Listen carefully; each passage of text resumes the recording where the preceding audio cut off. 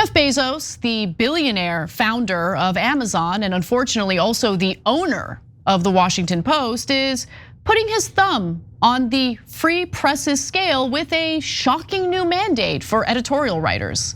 You know, the people who do opinion, op-eds, things like that. He's demanding that they essentially propagate his favorable views on free market capitalism or leave. So how exactly does it make sense to have editorials when the writers aren't really able to share their opinion, when they're just propagating Jeff Bezos's propaganda?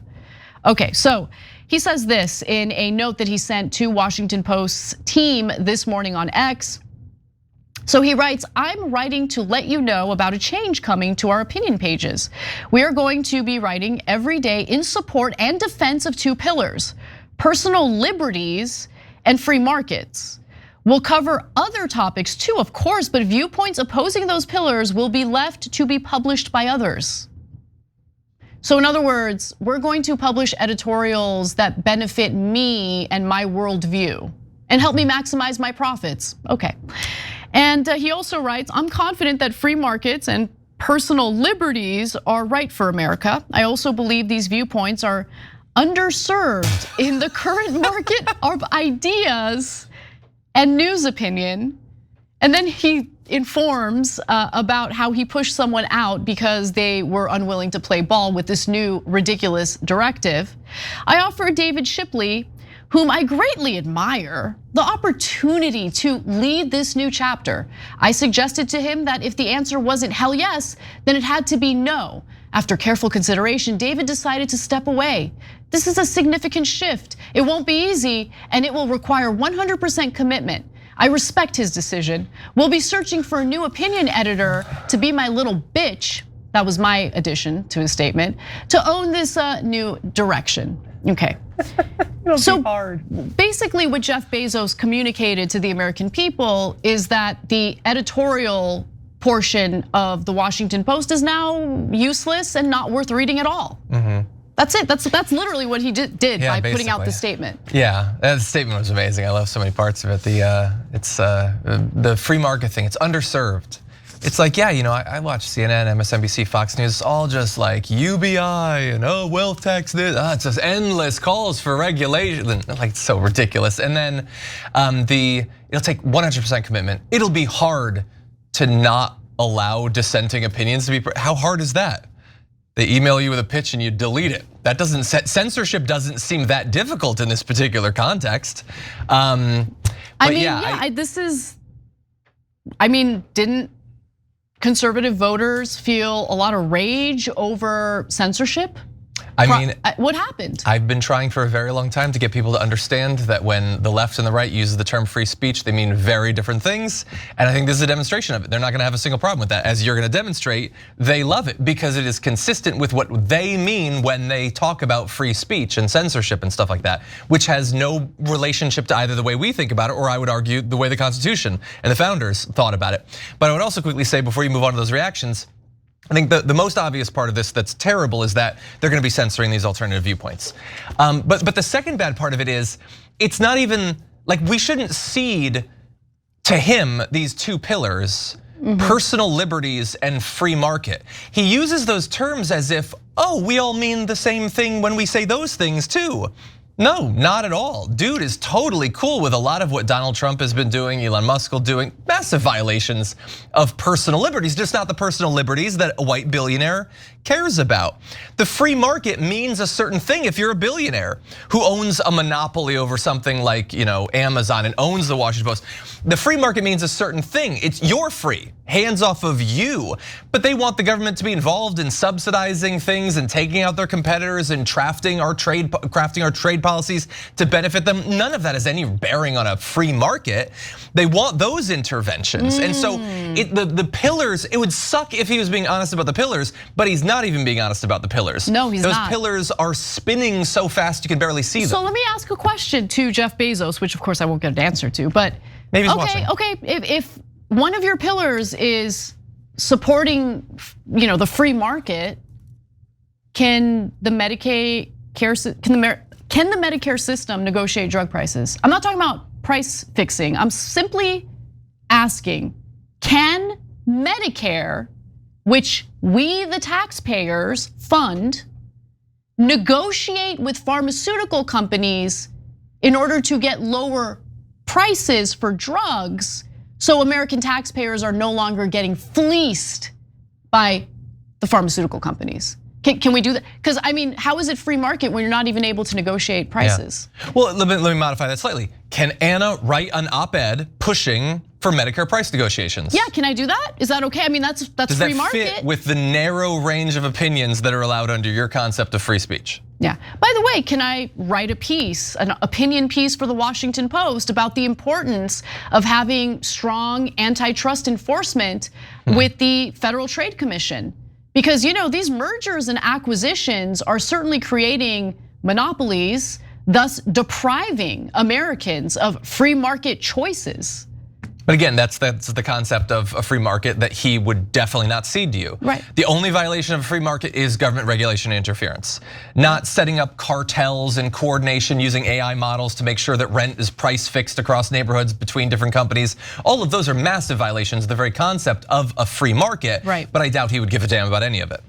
Well, he gets worse in his statement, so I want to give you the rest. He says, there was a time when a newspaper, especially one that was a local monopoly, might have seen it as a service to bring to the reader's doorstep every morning a broad-based opinion section that sought to cover all views. Today, the internet does that job. I am of America and for America and proud to be so. Our country did not get here by being typical and honestly, you are the kind of person who is like dead set on raping and pillaging America of its resources, but let me continue. He says, and a big part of America's success has been freedom in the economic realm and everywhere else. Freedom is ethical, it minimizes coercion, and practical, it drives creativity, invention, and prosperity. For some. Right, for some. And by the way, look, are there areas of overregulation? Sure, you can maybe make that argument when it comes to what's happening on a state level in places like California, right? There are burdensome regulations that make it incredibly difficult for new businesses to get started, for new housing to be built. So I'm not one of these people who thinks like all regulation is great and I want more of it. No, but what he's specifically referring to are regulations that protect consumers from his predatory ass. That's what he's referring to. He doesn't want any obstacles in the way when it comes to his profit maximization. And he is willing to do anything and everything to make that happen, going so far as to creating working conditions so gruesome and so brutal at Amazon that delivery workers are pooping in paper bags just so they can deliver all the packages they're tasked with delivering any given day. Yeah.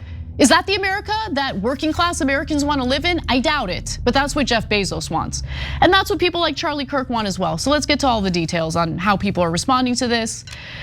So look, the change again is part of an obvious trend for Jeff Bezos and other tech titans to make a ton of money. Right-wingers and alleged free speech absolutists like Elon Musk are thrilled about Bezos's crackdown at the Washington Post. In response, Musk tweeted this: "Bravo, Jeff Bezos." Charlie Kirk was similarly impressed. "Good, the culture is changing rapidly for the better." Hey, Charlie, I remember when you were pretending to be concerned about private equity firms buying up residential real estate and pricing American citizens out of the housing market. Do you still think that? Or was that all BS to garner support for your guy when in reality you knew that the robbery was coming? What happened, Charlie? What happened? I don't hear you talking about the private equity firms anymore. Okay, meanwhile, this decision is already facing some backlash from journalists at the Post. Jeff Stein says massive encroachment by Jeff Bezos into the Washington Post's opinion section today makes clear dissenting views will not be published or tolerated here. "I still have not felt encroachment on my journalism and the news side of coverage, but if Bezos tries interfering with the news side, I will be quitting immediately and letting you know." I give Jeff Stein a lot of credit for doing that because journalism is important. And to be clear, I read stories from the Washington Post today. I think they did a good job covering stories like the budget framework that the House Republicans just passed. But another Post staffer, John, senior video producer Dave Jorgensen, joked that he was using his personal liberties to repost an earlier video he made about why some billionaires are going soft on Trump.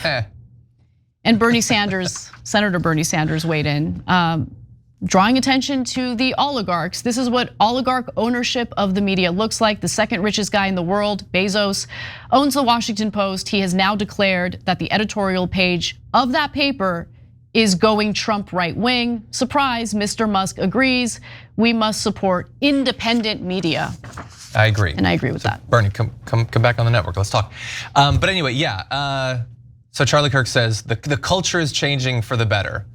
Yeah, something changes that the richest man in the world is excited about, so he thanks the second richest man in the world for doing it. They have so much control over our government. That's the culture changing for the better.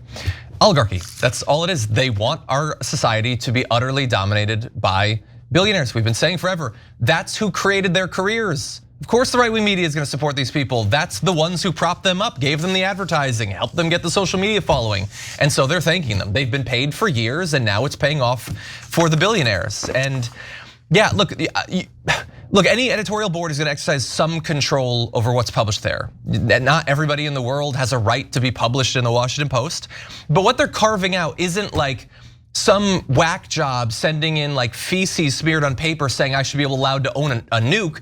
They're carving out like legitimate mainstream politics effectively that would challenge the status quo. This is explicitly pro status quo.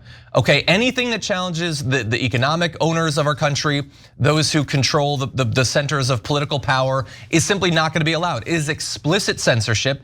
He doesn't even feel like he needs to hide it at this point. He's being very clear about it because he knows at this point, he doesn't think there's anything anybody can do about it. And of course the right is totally down with that. They desperately want censorship. The last thing in the world they want is an actual free market of ideas because they know that they can't actually win on their real agenda. That's why they distract and obfuscate with all the culture war and the constant identity politics and all that. And this is just another step towards that, in the same way that they loved it when Elon Musk was banning independent journalists and activists and taking down links that he didn't like and banning posting to platforms that he can't control. They desperately crave censorship for the same reason they crave strongmen. It protects them from a world that terrifies them. Well, I'm gonna say this. We've seen how censorship worked out for the left when they engaged in it. And what it led to was more attention being paid toward the ideas that the left was trying to censor. So go for it, Jeff Bezos. See how it works out for you.